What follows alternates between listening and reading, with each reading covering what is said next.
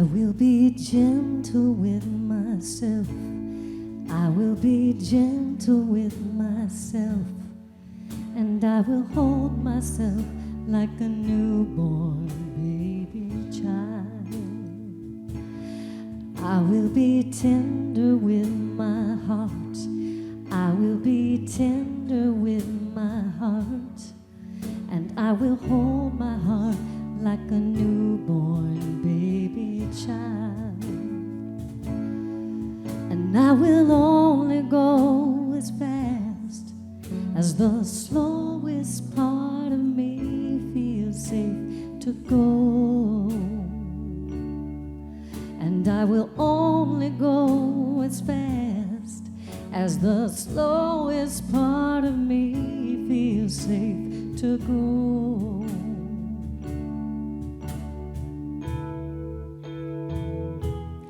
I will be easy on myself. I will be easy on myself. And I love myself like a newborn baby child.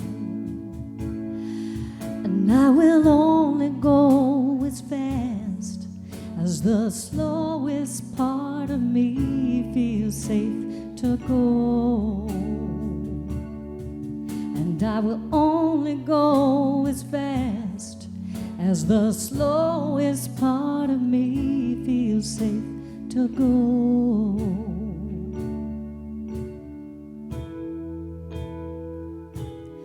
I am gentle with myself. I am gentle with myself. And I hold myself like a newborn baby child. And I rock myself like a newborn baby child. And I hold myself like a newborn baby child, you know. And I love myself like a newborn baby child.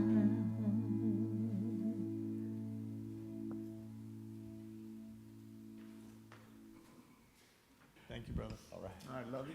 Oh. Good morning.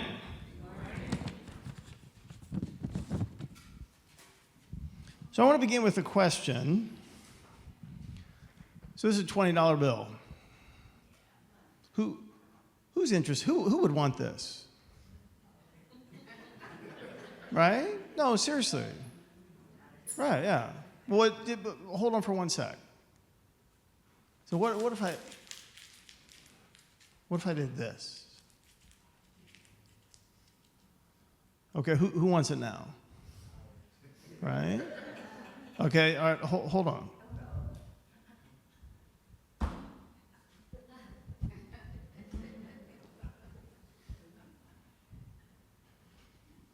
What about now? All right? All right, one more.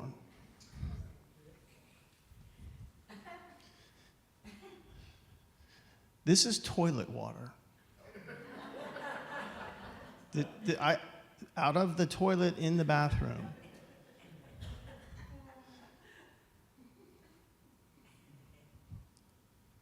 Who wants it now? Now, isn't that interesting? So you think that, I mean, in the reality, I mean, it's a piece of paper. But no matter what I've done to it, I could, in fact, I could rip it in half, and you could take the half to the bank, and the bank's going to give you the replacement. So isn't it interesting that no matter what I do to this piece of paper, this is toilet water. You got to hug me at the end of the service now. Isn't it interesting that it doesn't lose its what? Its value. It doesn't lose its worth.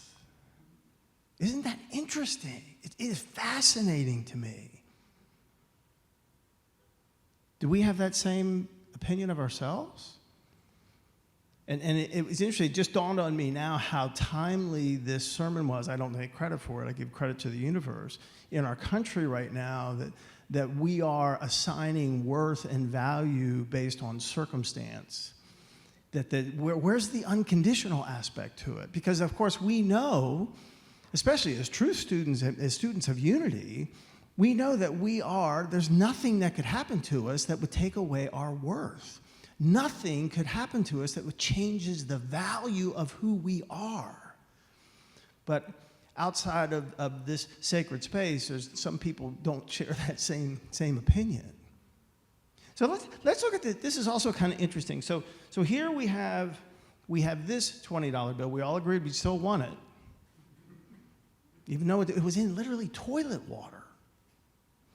How about this? Now, here's another 20.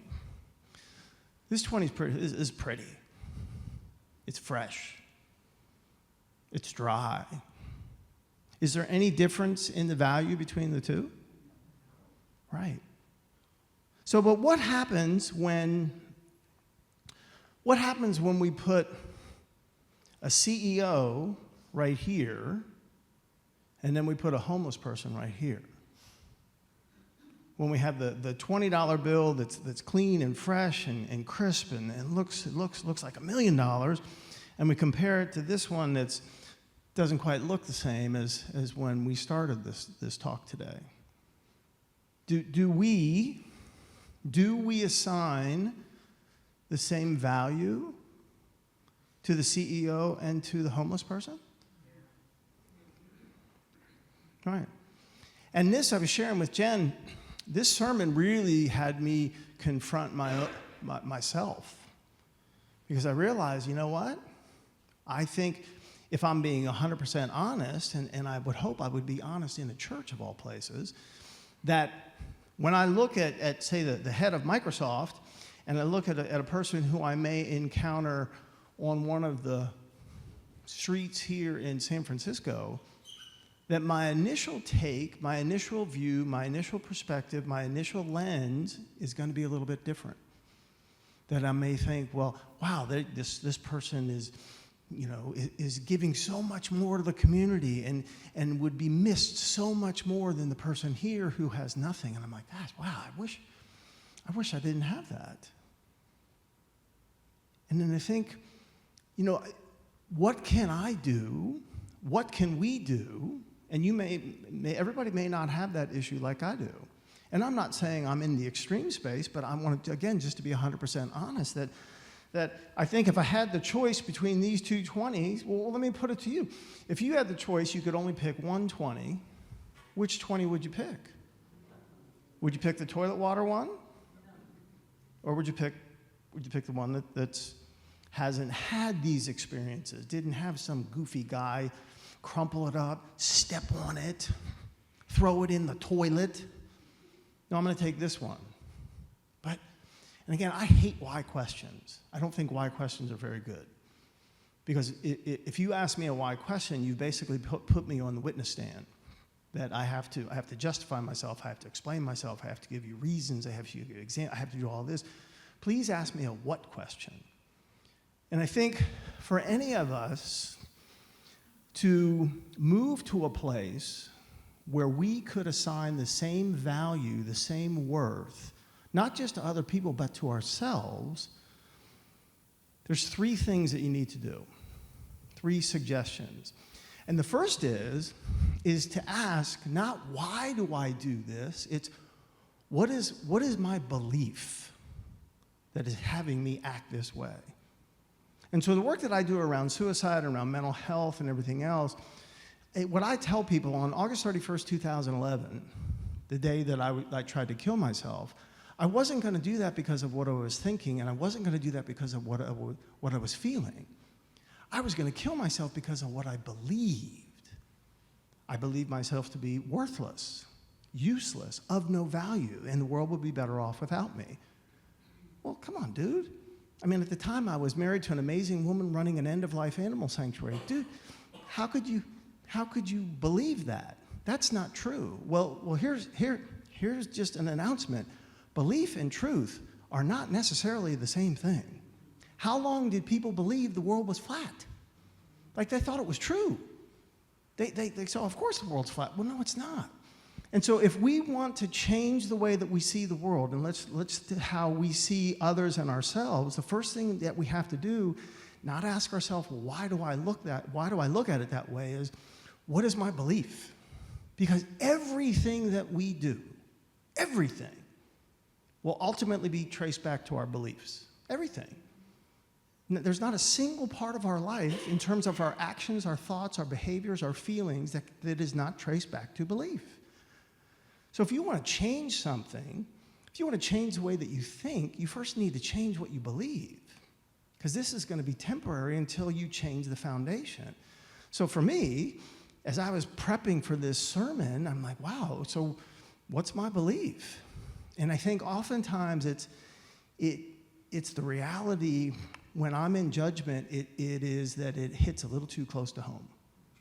And so I've had the experience of being in both of these positions. I've had times in my life when I was like this, when I was the head of an organization, when my money was abundant, when I was tithing on a regular basis, when I didn't have debt, when my credit score was fantastic, when I felt relatively good about myself. Like I've had that experience.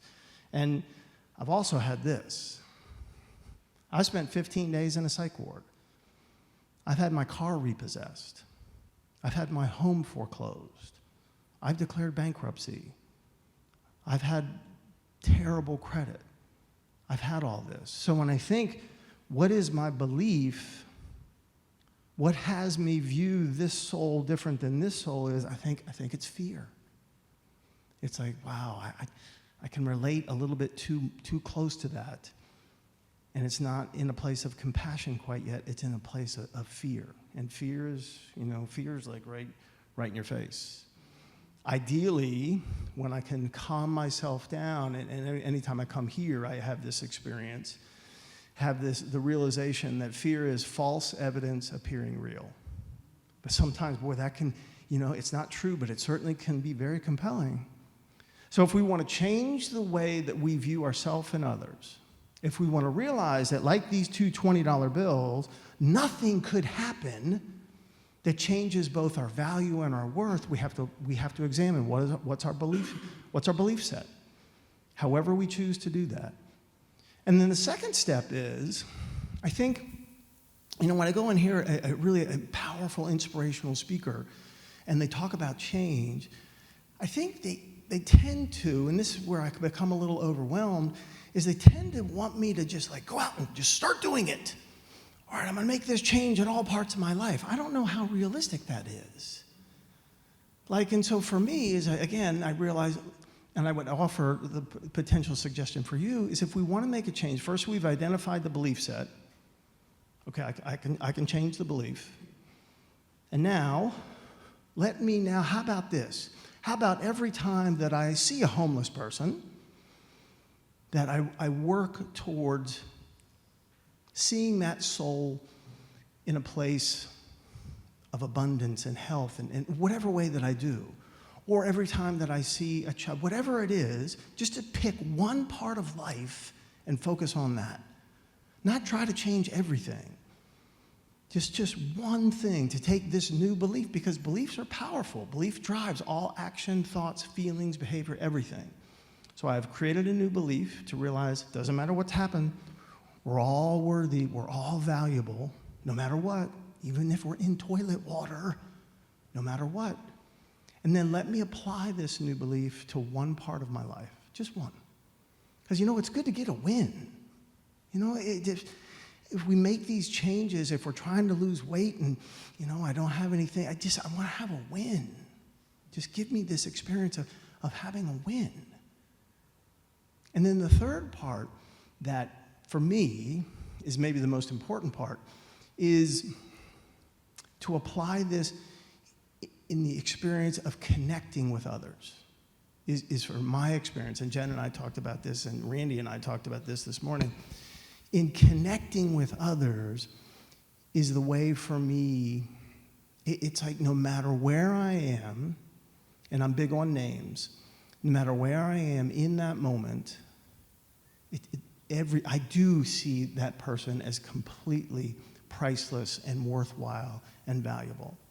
And the most recent experience is I ask, next time you go to an AM, PM, or a grocery store or something, and the person who's there, they know their name, I can promise you.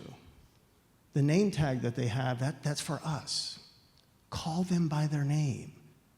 Because there could be 100 people will go into a gas station for something in the course of a day. There'll probably not be a single person to call that person behind the counter by their name. They won't. You be that one. So I was in the grocery store the other day, and there was a young man. He was all dressed in his uniform, had no name tag at all. So we're beginning the transaction. I'd never met him before. And I said, hi. I said, may I ask, what's your name? And he paused for a moment like he was shocked. And he said, well, my name is David. I said, well, gosh, David, it's nice to meet you. Thank you so much. And he continued on for a little while, and then he stopped again. He said, I have to ask you, why did you ask my name? I said, brother, you're serving me. You're taking care of me. The least I can do is to acknowledge your presence and know who you are as a human being.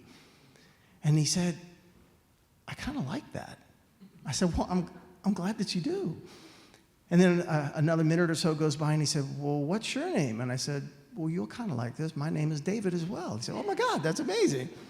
And it's just that one thing, that the residual on that creates this symmetry. It creates this belonging. And Rev talked about it, diversity, equity, and inclusion. That's that first thing, because in that space of connection, feeling seen, heard, and valued, that's what happens. And the last thing is, and I'll end with this, that when we do this, it gives us an ability to see the world in ways that are truly revolutionary. So as mentioned, married to an amazing woman, Deanna, and she and I ran this animal sanctuary up in Sacramento.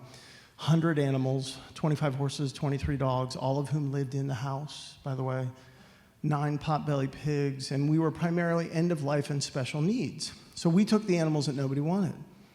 So again, when you have become grounded in the belief that there's nothing that is going to change your value and your worth, you can see things that mere mortals can't. So you all know what a Boston Terrier is. Boston Terrier is like a Frenchie. They do things that men do best. They fart and they snore. That's what they do. So we became known for taking in these animals that most nobody wanted.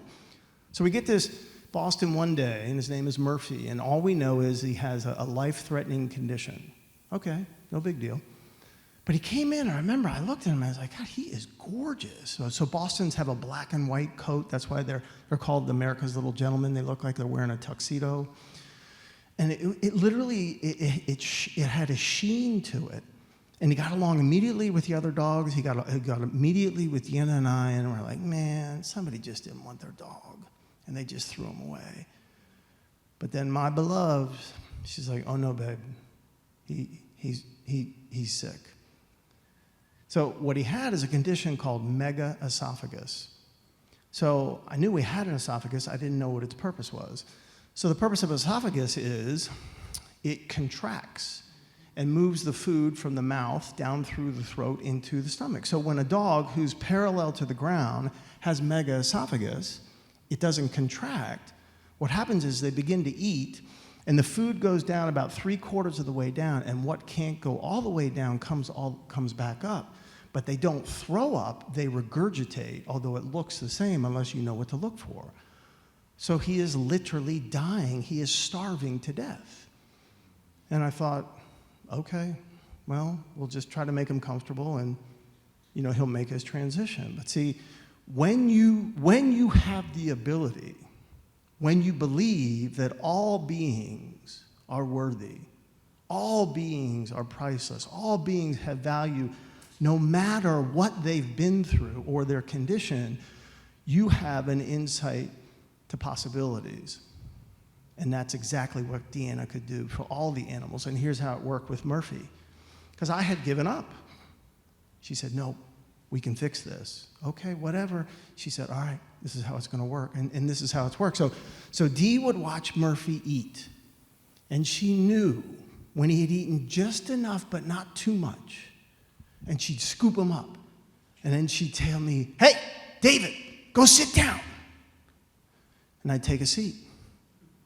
And she'd walk over to me, and then she'd give me Murphy. And I would take him, and I'd shift him just a little bit so his heart would lay right on top of mine. And there we would sit for 30 minutes. Deanna realized that Newton's famous law of gravity took the place of malfunctioning anatomy. And we'd sit there for 30 minutes a day, twice a day. And we oftentimes, because we're boys, we would fall asleep and start snoring and everything else. And at the end of the 30 minutes, I'd put him down and he'd give me a kiss and he would go on his way. The only way that my beloved was able to do that was because of her belief in the intrinsic nature, the unfailing pricelessness of a being's worth and value, no matter what. And so I'd ask all of us this week, if we can go out in the world and no matter what we see, no matter if it looks like this